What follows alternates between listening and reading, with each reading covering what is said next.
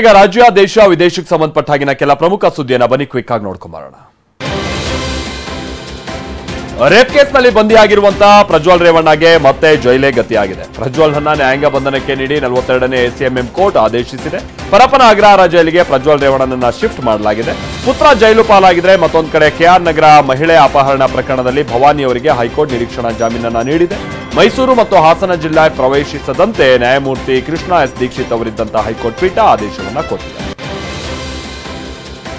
ಭಾರತೀಯ ಚಿತ್ರರಂಗದ ಹೆಸರಾಂತ ಗಾಯಕಿ ಅಲ್ಕಾ ಯಾಗ್ನಿಕ್ಗೆ ಆರೋಗ್ಯ ಸಮಸ್ಯೆ ಉಂಟಾಗಿದೆ. ಸಂಗೀತವನ್ನೇ ಉಸಿರಾಗಿಸಿಕೊಂಡಿದ್ದಂತಹ ಅಲ್ಕಾ ಯಾಗ್ನಿಕ್ ಅಪರೂಪದ ಶ್ರವಣ ದೋಷದಿಂದ ಬಳಲ್ತಾ ಇದ್ದಾರೆ. ಇನ್ಸ್ಟಾಗ್ರಾಂನಲ್ಲಿ ಪೋಸ್ಟ್ ಹಾಕಿರುವಂತಹ ಅಲ್ಕಾ ಯಾಗ್ನಿಕ್ ಅವರು, ನನ್ನೆಲ್ಲ ಅಭಿಮಾನಿಗಳು ಹಿತೈಷಿಗಳಿಗೆ ವಿಷಯವನ್ನ ತಿಳಿಸ್ತಾ ಇದ್ದೀನಿ. ಕೆಲ ವಾರಗಳ ಹಿಂದೆ ನಾನು ವಿಮಾನದಿಂದ ಹೊರಬಂದಂತ ಸಂದರ್ಭದಲ್ಲಿ ಇದ್ದಕ್ಕಿದ್ದ ಹಾಗೆ ನನಗೇನೂ ಕೇಳಿಸ್ತಾ ಇಲ್ಲ ಅನ್ನೋದು ತಿಳಿಯಿತು.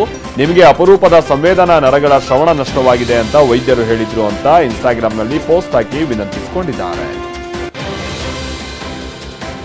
ನೀಟ್ 2024ರ ಪರೀಕ್ಷೆ ಪತ್ರಿಕೆ ಸೋರಿಕೆ ಹಾಗೆ ಅಕ್ರಮ ನಡೆದಿದೆ ಅನ್ನುವಂಥ ಆರೋಪಗಳಿಗೆ ಸಂಬಂಧಪಟ್ಟ ಹಾಗೆ ಸುಪ್ರೀಂ ಕೋರ್ಟ್ ಎನ್ಟಿಎ ಮತ್ತು ಕೇಂದ್ರ ಸರ್ಕಾರಕ್ಕೆ ನೋಟಿಸ್ ಅನ್ನ ನೀಡಿದೆ. ನೀಟ್ ಪರೀಕ್ಷೆಯಲ್ಲಿನ ಅಕ್ರಮಗಳ ಬಗ್ಗೆ ವೈದ್ಯಕೀಯ ಆಕಾಂಕ್ಷಿಗಳು ಪೋಷಕರು ಧ್ವನಿ ಎತ್ತಿದ್ದಾರೆ. 0.0001% ಅಷ್ಟು ನಿರ್ಲಕ್ಷ್ಯ ಸಂಭವಿಸಿದ್ದರೂ ಕೂಡ ಅದು ತಪ್ಪು. ಪ್ರಕರಣದ ಕೂಲಂಕುಷ ತನಿಖೆ ನಡೆಸುವಂತೆ ಸುಪ್ರೀಂ ಕೋರ್ಟ್ ಸೂಚಿಸಿದೆ.